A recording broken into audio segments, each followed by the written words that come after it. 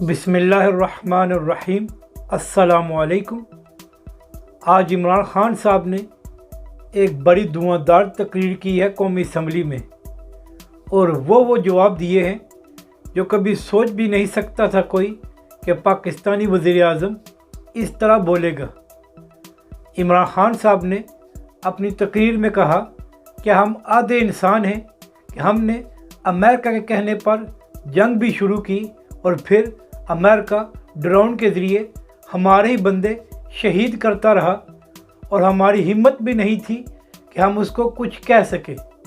اس کے بعد عمران خان صاحب نے کہا کہ ہمارا ایک دہشت گرد، ان کا مطلب تھا الطاف حسین، وہ برطانیہ میں بیٹھا ہوا ہے، تو کیا برطانیہ کی حکومت ہمیں اجازت دے گی کہ ہم اس پر ڈرون حملہ کریں؟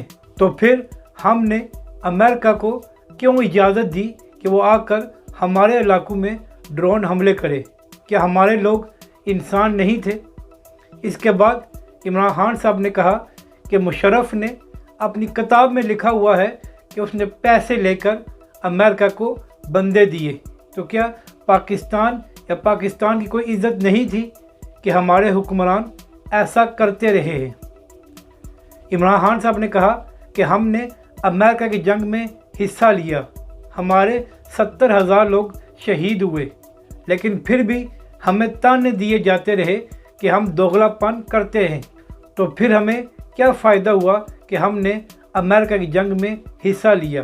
اب ہم کسی جنگ کا حصہ نہیں بنیں گے، ہم صرف امن کا ساتھ دیں گے اور کسی کو اپنے اڈے نہیں دیں گے۔